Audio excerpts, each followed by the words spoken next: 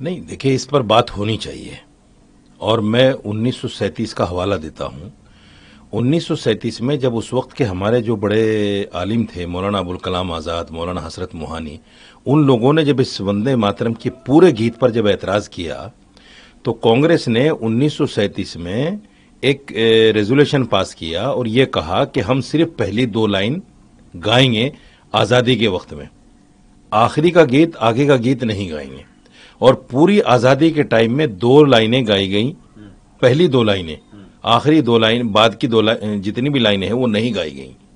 इसलिए पहली 2 लाइनें गाने में कोई ऐतराज नहीं है। दूसरा ये है कि देखिए, मुसलमान ऐतराज नहीं करता इस पर, नहीं करता। आप गाइए, मन से गाइए, खूब ठाके से गाइए, क्या दिक्कत है उसमें। जब हम संविधान को पढ़ते हैं तो संविधान का 19 आर्टिकल ये कहता है कि आपको अभिव्यक्ति की आजादी है, आप जो चाहे कह सकते हैं, जो चाहे नहीं कह सकते हैं। आर्टिकल 25 पढ़िए आप, आर्टिकल 25 ये कहता है कि आपको अपने धर्म पर अमल करने की, प्रचार प्रसार करने की आजादी है। तो जब हमारे धर्म से इसकी कुछ लाइनें आड़े आती हैं उसके, तो हमें संविधान आजादी देता है कि हम उसको ना गाएं। प्लस सुप्रीम कोर्ट ने यह कहा है कि अगर कोई आदमी राष्ट्रगान के लिए भी ना खड़ा हो, राष्ट्रगान तो राष्ट्रगीत से बड़ा है, राष्ट्रगान के लिए भी अगर ना खड़ा हो तो उसको देशद्रोही नहीं कह सकते आप, ये सुप्रीम कोर्ट कह रहा है। तो सुप्रीम कोर्ट और संविधान मिलाकर अगर देखें तो ये जो हो रहा है ना, मैंने परसों एक वीडियो देखी कि एक 64 साल के आदमी से सफेद दाढ़ी उसकी, और कुछ नफरती चिंटू ये कह रहे हैं कि वंदे मातरम गाओ। उसने कहा नहीं, मैं तो नहीं गाऊंगा। इस पर झगड़ा जो लोग कर रहे हैं वो संविधान, कानून, सुप्रीम कोर्ट की अवहेलना कर रहे हैं, उनके खिलाफ कार्रवाई होनी चाहिए। जहां तक पहली 2 लाइनों की बात है तो साजिद रशीदी भी गा सकता है, क्या क्या हर्ज उसके गाने में। वंदे मातरम सुजलाम सुफलाम मिले यज शीतलाम, मैं गा रहा हूं उसको, फख्र के साथ गाऊंगा, क्योंकि हमने आजादी में भी गाया है। ये एक सूत्र में बांधने का एक नारा था। तो कुछ लोग इसका विरोध क्यों करते हैं, वंदे मातरम नहीं गाएंगे, हमारे लिए कुछ और है, ऐसा क्यों करते हैं? देखिए, इसमें आगे की जो लाइनें हैं उसमें मुल्क को, धरती को एक देवी बताया गया है और ये कहा गया है कि तू ही हमारे दुख हरण करेगी, तू ही हमें नफे नुकसान पहुंचाएगी। ये हमारी आस्था के खिलाफ जाता है, क्योंकि हम ऊपर वाले को, अल्लाह को मानते हैं कि वही दुख देने वाला है, वही सुख देने वाला है, उसी की हम पूजा करते हैं, इबादत करते हैं। उसके अलावा हम किसी की इबादत, किसी की पूजा नहीं करते हैं। कल प्राइम मिनिस्टर क्या बोलेंगे इस पे?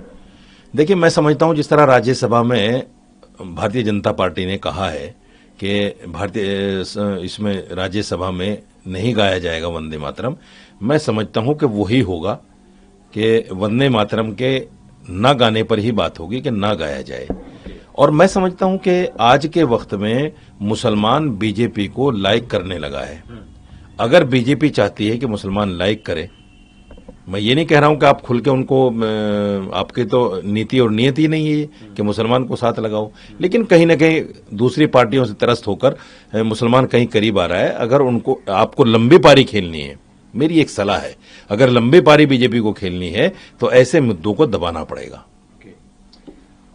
बाबरी मस्जिद एक नया बन रहा है, कल 6 दिसंबर था, 33 साल हो गए बाबरी मस्जिद का जो गिराए हुए, और कल के ही दिन मुर्शिदाबाद में बाबरी मस्जिद की नींव रखी गई हुमायूं कबीर के द्वारा, जो टीएमसी के एमएलए थे, अब नहीं है। ममता बनर्जी ने अपने आप को इससे अलग किया है। बीजेपी इस पे कह रही है कि अगर आपको मुसलमानों के लिए अच्छा काम करना है तो आप उनको तालीम दिलवाइए, अच्छा यूनिवर्सिटी बनवाइए, ना कि बाबरी मस्जिद बनवाइए। लेकिन बाबरी मस्जिद ही क्यों? तो ऐसे चीजों से हुमायूं कबीर को बचना चाहिए, उनको अलग पार्टी बनानी चाहिए और मुसलमानों के हित में काम करना चाहिए, ऐसा बीजेपी कह रही है, बंगाल की बीजेपी कह रही है। लेकिन ममता बनर्जी कह रही है कि हम इस कम्युनल पॉलिटिक्स से हम दूर रहते हैं, हम ऐसी राजनीति नहीं करते हैं, इसलिए हुमायूं कबीर से हमारा कोई वास्ता नहीं है। देखिए, 2 चीजें इसमें है, मैं जिसको साफ करना चाहता हूं। देश संविधान से चल रहा है, कुरान से और गीता से नहीं चल रहा है।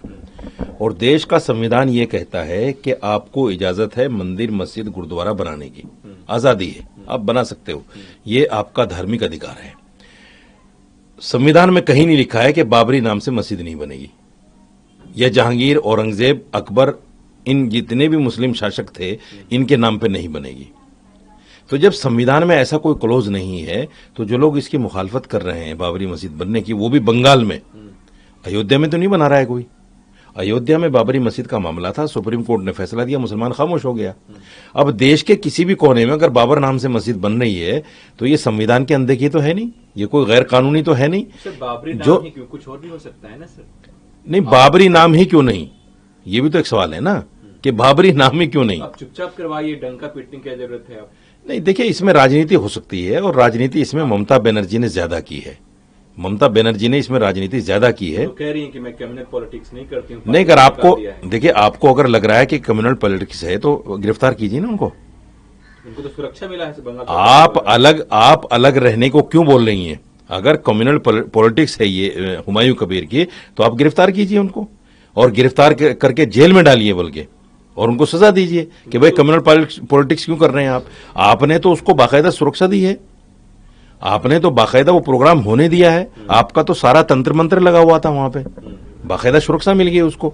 और उसने कल बोला भी है कि सारा तंत्र मंत्र मेरे साथ है, मुझे कोई किसी का डर नहीं है। और आप देखिए, एक बहुत बड़ा काम ये हुआ कि कम से कम 15 लाख ईंटें पहुंच गई वहां। ये अलग बात है कि उसने मस्जिद के साथ साथ म्यूजियम, लाइब्रेरी और फलां सारी चीजें बनाने के लिए कहा है, लेकिन असल मकसद मस्जिद है। और मस्जिद बनने में मैं समझता हूं संवैधानिक कोई बात नहीं है, लेकिन ये कहना, जैसे अभी एक बयान मैंने सुना किसी धर्मगुरु का, उसने कहा कि अगर बाबर के नाम पे कोई मस्जिद बन गई, तो हम उस बनाने वाले को या तो 72 हुरों के पास पहुंचा देंगे या जिंदा जमीन में गाड़ देंगे। ये गैर संवैधानिक बयान है, इस पर कार्रवाई होनी चाहिए। कांग्रेस के इमरान मसूद भी कह रहे हैं कि मस्जिद बनाने में कोई तकलीफ नहीं, आप बनाइए, लेकिन बाबरी मस्जिद ही क्यों, ऐसे विवादित चीजें क्यों करना है? इमरान से पूछिए, मैं कह रहा हूं, इमरान से पूछिए आप, बाबर से आपको क्या दिक्कत है? आपने तो Babur road, Humayun road, Akbar road, फला रोड किसी ने रखे? कांग्रेस ने तो नाम रखे। जब आपने रोडों के नाम उनके नाम पे रखे हुए हैं, तो आज आप कौन सी पॉलिटिक्स करना चाहते हैं? हिंदू वोट लेने के लिए इतना गिर जाओगे कि आप कहते हो कि बाबर के नाम पे मस्जिद नहीं होनी चाहिए? ये तो मुसलमानों को धोखा देने वाली बात है। मुसलमान आपको वोट दे रहा है और मुसलमानों को आप आईना दिखाने का काम कर रहे हो। आप उनसे पूछिए कि बाबर रोड क्यों रखा था नाम कांग्रेस ने, क्या जवाब है उनके पास? कोई जवाब नहीं है। इसलिए कांग्रेस को, कांग्रेस के आला कमान को संज्ञान लेना चाहिए उनके इस बयान का। यह गलत बयान है, मुसलमानों के खिलाफ बयान है। मुसलमान इससे बहुत बददिल है, इमरान मसूद से इस तरह की बातों को लेकर। राहुल को बिल्कुल संज्ञान लेना चाहिए। जो चाहे बयान देता है, जो चाहे बातें करता है। ये को गैर संविधान, उनसे पूछिए गैर संवैधानिक है क्या बाबर नाम से मस्जिद बनाना?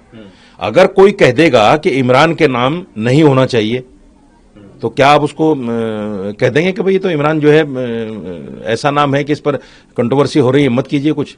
ओके। अब सर, हैदराबाद में भी एक मुस्लिम संगठन ने म्यूजियम बनाने की मांग की है, जो 33 वर्ष हो गए हैं बाबरी मस्जिद को गिराए हुए, उसके ऊपर और तमाम बाबर के ऊपर। इसको आप कैसे देख रहे हैं? बाबर, अकबर, जहांगीर, औरंगजेब, ये जितने भी मुस्लिम शासक हैं, मैं तो एक बहुत बड़ी बात आपसे कह रहा हूं आपके एजेंसी के माध्यम से, इनको लाने वाला हिंदुस्तान में कौन था? इनको लाने वाले हिंदू थे सारे। इनको सब हिंदुओं ने सपोर्ट की है। इनके जो जनरल कर्नल थे वो सारे के सारे हिंदू थे। मंदिर जो भी इन्होंने तोड़े, खुद कुदाल लेके नहीं तोड़े, वो जो जनरल कर्नल थे इनकी फौज के, उन्होंने तोड़े हैं जाके। तो ये इस्लामोफोबिया, मुसलमान और इस्लाम से जो दुश्मनी है, ये बाबर, हुमायूं, अकबर को कहीं ना कहीं ऐसा बना रही है। कंट्रोवर्शियल नाम है ये। हालांकि उन्होंने अपने हाथ से कोई मंदिर नहीं तोड़ा, और मंदिर अगर तोड़ा भी है, मैं कहता हूं 6ठी सदी ईस्वी को आप देखिए, जितने भी हिंदू राजा थे, उन्होंने भी अपने जो प्रतिद्वंदी थे, जो दुश्मन थे अपने राजा, उनको पराजित किया, उनके मंदिर तोड़े, उनकी मूर्तियों को खंडित किया और वहां से खजाना लूट कर लाए। ये सब इतिहास में दर्ज है, और ये तो एक इतिहास बन गया है कि बाबरी मस्जिद को जिस तरीके से तोड़ा गया 92 में, और सुप्रीम कोर्ट ने कहा कि इलीगल तरीके से तोड़ा गया, और सुप्रीम कोर्ट ने भी फिर सारे सबूत हमारे फेवर में होने के बावजूद फिर जगह राम मंदिर को दे दी, मुसलमान फिर भी खामोश रहा। ये तो बहुत बड़ा इतिहास बना दिया मुसलमान ने, बहुत बड़ा इतिहास बना दिया। इस पर एक म्यूजियम नहीं, पूरे देश में म्यूजियम बनना चाहिए। और मैं तो कहता हूं पूरे देश में बाबरी मस्जिद बननी चाहिए। क्या हर्ज है आपको? दिक्कत क्या है आपको? आपको क्या दिक्कत है? अगर आपको दिक्कत है तो मैं एक सजेशन देता हूं आपको, पार्लियामेंट में कानून पास कीजिए कि बाबर, अकबर, हुमायूं, औरंगजेब, जितने भी ये मुस्लिम शासक थे, इनके नाम पर कोई मुसलमान यहां देश में नहीं होगा। अगर है तो उसको बांग्लादेश भेज दो, कर दीजिए ये काम। देखो फिर कोई भी न मस्जिद बनाएगा न कुछ बनाएगा। बंगाल में एक तरफ तो कल के दिन बाबरी मस्जिद की नींव रखी गई, वहीं दूसरी तरफ आज जो है कोलकाता के ब्रिगेड परेड ग्राउंड में भागवत गीता पाठ हो रहा है। हजारों की संख्या में साधु संत और तमाम जो लोग हैं वो पहुंच रहे हैं।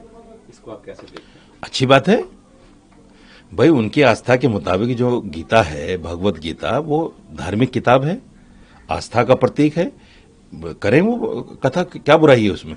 मैं यही तो कह रहा हूं कि दोनों काम संवैधानिक है। फिर लड़ाई कौन लड़ रहा है? राजनीतिक लड़ाई हुई ना। मस्जिद बनाना भी धार्मिक काम है, गीता का पाठ करना भी धार्मिक काम है। ना उसको संविधान मना करता है, ना इसको संविधान मना करता है।